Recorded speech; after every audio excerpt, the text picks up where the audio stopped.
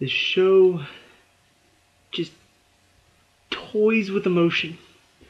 It's just like, oh, you have emotions and you're watching the show? Let me just take a quick, here are your emotions. I'm just going to punch it right in the nuts. Mason the Brock Henderson here. This is The Walking Dead Season 6, Episode 14, Twice as Far. Yeah. Another just absolutely crazy episode. And I'm going to admit that I saw it coming, but I didn't see it coming. And obviously, if you're watching this, hopefully you've seen the show. If you're watching this, if you've already seen this episode, you're not just watching. So I'm just in case for some reason you clicked on this and thought this was going to be spoiler free or something. Spoilers lie ahead. So hopefully you've clicked away by now. Yeah, I saw her. I knew she was gonna die from the beginning of the episode when they started off on this mission. I knew she was gonna die.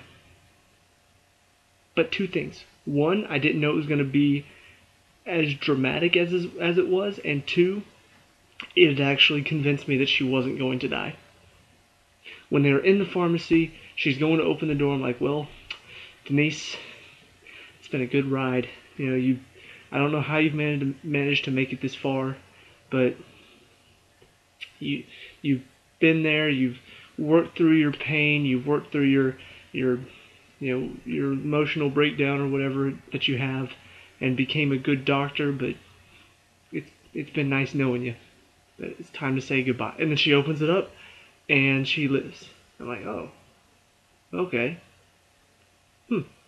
Maybe it'll happen later. So then they leave the pharmacy, they're walking down the road. She looks inside the car, sees the cooler, she opens it up. She's like, well, Denise, it's been fun. I've enjoyed having you on the show. You really have helped the group whenever she survives. And I'm like, oh, okay. It'll happen later. And then she goes on this speech, talking to Rosita and to Daryl, talking about how she needed this. She needed to come out here and find the strength. She had Daryl around because he reminded her of her brother. She had Rosita because Rosita's alone, but she's still strong, and that gave her hope. And I'm just like, oh, okay. So this has been a character building episode for her and for Eugene a little bit too. She had to come out here. Now she's becoming a better fighter, so that way whenever they take off. And I was just like, oh, screw you, show. And the thing is, it's not a bad thing. It's not like I'm sitting here like, I can't believe they did it this way, I'm so upset. No, it was done very well. But I hate the fact that they were so easily able to manage and manipulate my emotions to really get me feeling gutted about this death. And the way it was shot, too. Like, she's in the middle of this impassioned speech, and then you just hear, and you see the arrow, and you're just like, and she's still talking. Like, she's just, like, still talking to them as she starts to fall, and I'm like, somebody give me a tissue. Like, it was bad. It was, like, there have been some bad deaths on this show. There have been some that have been very emotional. Look at the flowers. You know what I'm talking about. That was probably one of the worst. But there have been some that have been really emotional, like the way they happen. Noah's was one that was really, like, it was right there in front of Glenn. I'm just like, oh my gosh. Like, that was awful. This one was one that just really will stand out to me as one of the deaths that I'm going to remember for a while because of just how almost out of nowhere it was, but also how emotional and dramatic they made it. They made the shot so well. At the same time, I hate it because it caused me to feel sad. Anyway, so obviously that's kind of one of the biggest talking points in this one. I did call it though. Like I said, I knew it was going to happen. from the beginning of this episode, even I was just like, yeah, she's probably gonna be gone in this one. I don't know why. I don't know what made me think, oh yeah, they're gonna kill somebody off tonight. But it just felt like, starting from this one, I feel like we're gonna lose some people that we've grown to care about in the next few episodes. And it felt like whenever they were leaving, I was just like, yeah, she's gonna die tonight. And I even said, like, I can't remember what episode it was, but there was one where they were building up the relationship between Tara and Denise, and I'm just like, the only reason they're doing this is because they're going to kill one of them off. You know, that's the only reason that they're building up this relationship. And it happened. But moving on from that death, some other interesting things going on. You've got, okay, I'm just going to say it. Eugene and Abraham need their own show. I'm putting it out there. Support this idea because we need it to happen. It's not going to be a survival show. It's not going to be a zombie show. It's just going to be Eugene and Abraham, a sitcom. I will take it. I don't even care if they don't have to be walkers. They don't have to be other people. Just give me Eugene and Abraham just talking. And it's going to be the funniest sitcom almost ever. It's going to be right up there with How I Met Your Mother and Friends. It's going to be that funny. I mean, God, it was hysterical tonight. Like, if there's one thing that gets me over Denise's death, it's Abraham making a dick joke to Eugene after he bit the guy's balls. That was awesome. That was freaking hysterical. And there's no other way to describe it other than it's just pure Eugene. I mean, only he would think to do that in that situation. It was great. And it's kind of bad because it did happen like right after Denise getting shot in the eye. It was like very soon after Eugene.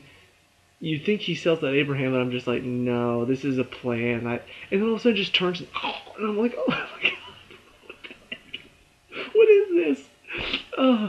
It was great. It was hysterical. It was so many things, and just their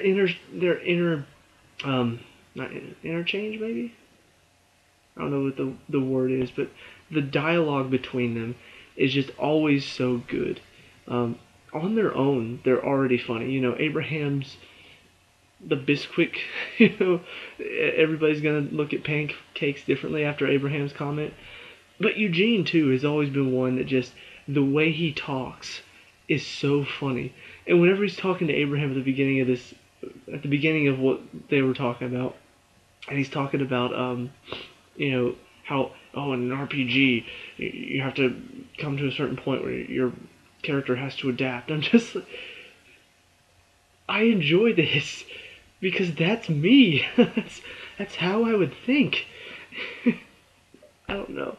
It's not supposed to be a funny show, but they have those moments to keep it lighthearted in the midst of all of this death. That's good. That is good for the characters. I enjoyed it. It was awesome. The other thing going on, though, is more Carol stuff. Last episode, we kind of saw her experiencing this doubt in herself.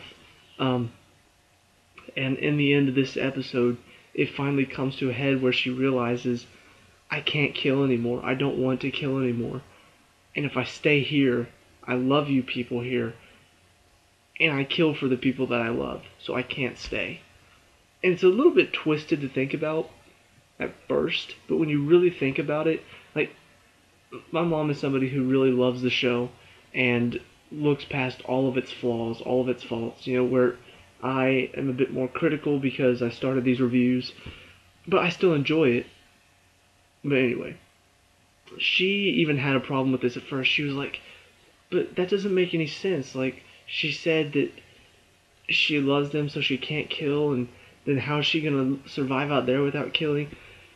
But to put it a bit more simply, first of all, Morgan survived for a long time out on his own without killing. And I think she sees that and thinks, If he can do it, so can I. If I don't have anybody that I have to kill for, maybe maybe I won't be so tempted to just go and kill. Um, but also, I understand her logic in that if she does stick around, she's going to have to kill for these people at some point. Like, it is going to happen. It's inevitable because more people are going to come. They are going to try to take what they have. And so it does make sense. Although it is, it's a little bit selfish of her at the same time. Um, but this is not a gripe with the show itself. This is more a gripe with the character and her decision. But it's on purpose. You know, we're supposed to feel this way about it. Like, she actually thinks that nobody's gonna come for her. It's like, you can't be that stupid. Like, you really can't actually think that nobody's coming for you. Which I think deep down she does know, but I think she was hoping maybe they'll just let me go. I don't know. Either way, though, this is going to end up being very bad for the group, especially because it looks like Daryl's going lone wolf in the next episode, like just going to find her on his own because he really does care for her. They've really had a good, almost like a brother-sister relationship. You know, they care for each other, but not in a romantic way. It's been very platonic. But you can see that, I mean, in the conversation they had at the beginning and at the end, whenever she sees that he gets his motorcycle back, whenever she's talking to him at the end when he's burying Denise, like, you can just see they connect on a deeper level, because they both have been through a lot. So yeah, it does kind of cause a bit more drama in the end, but it does make sense to me. It does make sense why she's making these decisions. Just ultimately, I think she's a little naive to think, oh, nobody's gonna come for me if I tell them not to. So yeah, that's a big thing. But a couple of things to talk about, related to the main stories, but not directly connected. First of all, the way they opened it was very well done, in my opinion.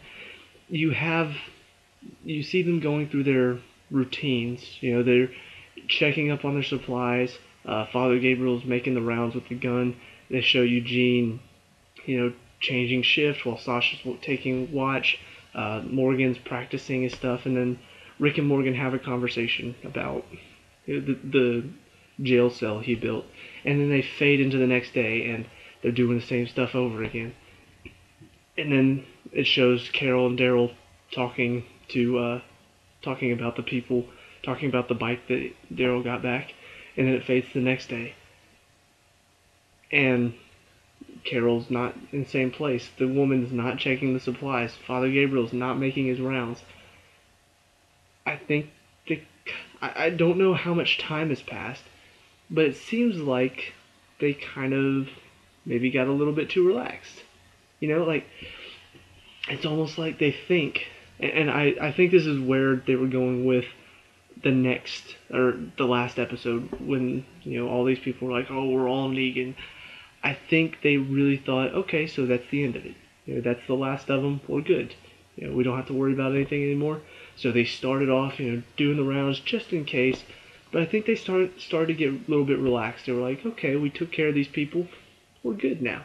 But I think, based on some of what I saw in the previews for next week, they're going to realize that this group is a lot bigger than they originally thought. So anyway, that was a well done opening scene. You've got the people coming back that Daryl saved. You know, the ones that he said I should have just killed him, and the guy that took his crossbow is the one that kills Denise. At first, I was really upset with this at first. I was like, why kill Denise? Like, the whole commercial break, I was like, why kill her? That doesn't make any sense. Like, first of all, if you're going to kill her, why not kill everybody? Second of all, why kill the one that's not carrying any weapons at all? And third, why kill the one that has her back to you? Like, it didn't make any sense. And then come back from the commercial break, he's like, I wasn't aiming at her, but the kick on this thing is crazy. And it's like, oh, he was aiming for Daryl. Well, that's convenient. You know, like, it is kind of a TV show thing where, yeah, he probably could have shot Daryl, in real life, like it's hard to believe that he was just like, bam, oh no, this crossbow had such a big kick and I missed him completely and shot her and it just happened to go straight through her eye like a perfect shot. It is a little bit unbelievable to see that, but at least they did have a reason. It wasn't just like, oh, I just shot her because, he was aiming for Daryl, but missed. So, I'll accept it, I guess. It's one of those things where you wish they would come up with a better explanation, but at least they did have an explanation. But yeah, that conversation between him and Daryl is pretty interesting. I think this is a it's kind of a theory that I have. I think Negan got to him because I don't think he had the burn scars on the side of his face when Daryl first saw him. So what I think ended up happening was he and I think it was his sister. Forget how they were related, but after the one girl died, he and the girl held Daryl up at gunpoint, took his crossbow, took his bike, and drove off.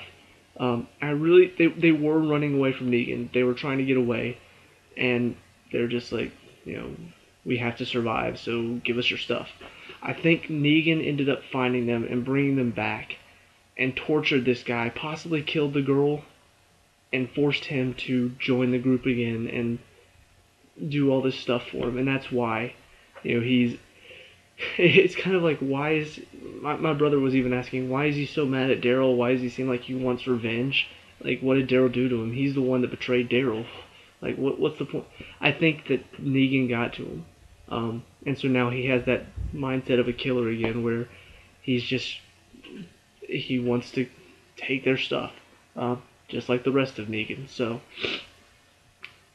I'm from now on, just to make things more clear too, I'm going to call the main guy that it's already been revealed who it is. I can't remember the actor's name, but they've already revealed who the main bad guy, Negan, is supposed to be. I'm going to call him Alpha Negan, because when I thought about the name, I was just like, that is genius. Why don't they should call him Alpha Negan if they meet him this season. That would be awesome. Alpha Negan. I'm really tired. I need to get to sleep soon. So, but yeah, this was a good episode though. It felt a bit slower at times, but ultimately it's almost like it was building up the story just for Denise's death to be that much more emotional. To go through all of this, to see her really trying to step up, really trying to, be a stronger person, and then get shot in the eye by a crossbow because the guy was trying to shoot Daryl. Like, it's almost like, life sucks in the apocalypse.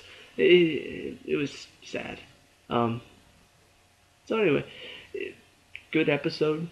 Excited to see what's coming in the last two episodes. I mean, it's hard to think what else they could do in this season. We haven't even been introduced to Alpha Negan yet, who's supposed to be like a really, really, really bad guy. So I feel like we're going to get introduced to him at the end of this season, and then the entire next season is going to be devoted to Alpha Negan. Like, that is a scary thought. Like, he could really be a bad guy, and worse than the governor. So, interested to see where it goes. Trying to make sure I didn't forget anything. I don't think so. I think that's about it. I mentioned the opening. I like the connection at the end where they showed the next day and they're going through the routines again, except now, obviously Carol's gone, but they're getting the guns out and it's like they're getting ready for war. I like that connection. I like it was obviously planned, but it was well done. And Morgan's look whenever he sees Carol, I think he knows. I think he knows that Carol's been questioning herself. I think he knows why Carol left, because it seemed like he was almost like, so she made a good decision. So I don't know. It feels like he may be the only one that will be like, oh yeah, let's let Carol go. Anyway. So yeah, let me know what you think down in the comments below. What was your reaction whenever Denise took an arrow to the eye? I used to be a doctor like you in the apocalypse, and I took an arrow to the eye. Skyrim reference. Leave a like and subscribe for more of The Walking Dead, and I will see you at the next review. Peace out.